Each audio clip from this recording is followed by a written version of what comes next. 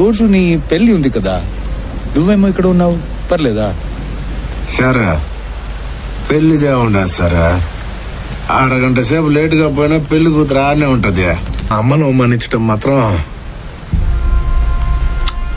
నచ్చలేదు సార్. నేను నీ అమ్మని ఏమన్నాను పుష్ప?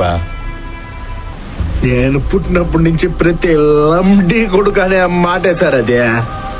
పుష్ప, తాగి ఏదేదో మాట్లాడుతున్నావు, నీకెక్కువైంది. సస్పెన్షన్ లో పెట్టడం రాదు సార్ నాకు. ఆ గన్ లో బుల్లెట్ ఎక్కువ ఉండదే. ఇందులో అవునా?